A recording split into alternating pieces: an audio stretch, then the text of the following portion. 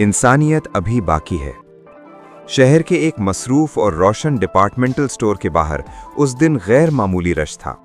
हर तरफ खरीदारी की आवाज़ें, ट्रॉलियों की चरचराहट और लोगों की बातों का शोर गूंज रहा था।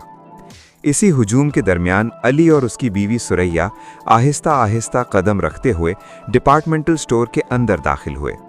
उनके चेहरों पर एक खामोश सी मुस्कुराहट थी, मगर दिलों में एक अनजानी सी उदासी छिपी हुई थी।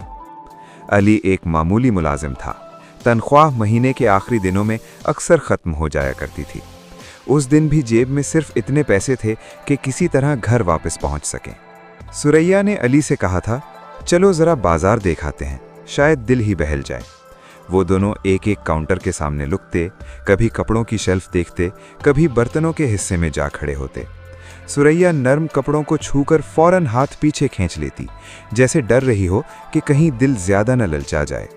अली खामोशी से कीमतों के टैग देखता और फिर नज़रें चुरा लेता। इसी दौरान दरवाजे से एक शख्स फौजी यूनिफॉर्म में अंदर दाखिल हुआ। उसके चेहरे पर सख्ती नहीं, बल्कि एक अजीब सी संजीदगी थी।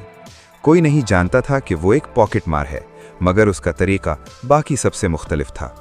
वो सिर्फ अमीरों की जेबें काटता और उन पैसों से ज़रूरतमंदों की मदद करता था। उसका मानना था कि अगर किसी से लेना है तो उससे लो जो पहले ही बहुत कुछ रखता हो। उसकी नज़र अचानक सुरैया पर पड़ी। सुरैया का लिबास और झुकी हुई नज़रें उसकी तवज्जो खींच लीं। उसने मौका देखकर बड़ी महारत से सुरैया का पर्स निकाला और चंद कदम दूर जाकर उसे खोला। पर्स में सिर्फ चंद सिक्के और रिक्शे का किराया था। ये मंजर देखकर उसके दिल में अजीब सी कसक उठ गई। वो बड़बड़ाया, ये तो खुद ज़रूरतमंद हैं। उसने फौरन अपना हाथ जेब में डाला, चंद नोट निकाले और खामोशी से पर्स में पैसे डाल दिए, मगर उसका दिल अब भी मुतमईन नहीं था। वो दूर से अली और सुरैया को देखता रहा।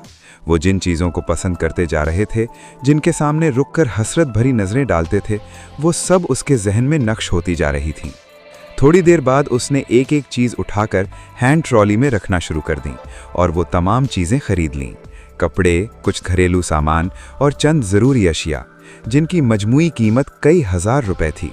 अब ट्रॉली सामान से भर चुकी थी और ट्रॉली पर बोझ बढ़ता जा रहा था, मगर उसके दिल पर बोझ कम होता जा रहा था। इधर अली और सुरैया का दिल मज़ीद बोझल हो चुका था। वो जानते थे कि अब यहाँ रुकने का कोई फ़ायदा नहीं। खामोशी से दरवाजे की तरफ बढ़ने लगे। जैसे ही वो बाहर निकलने वाले थे,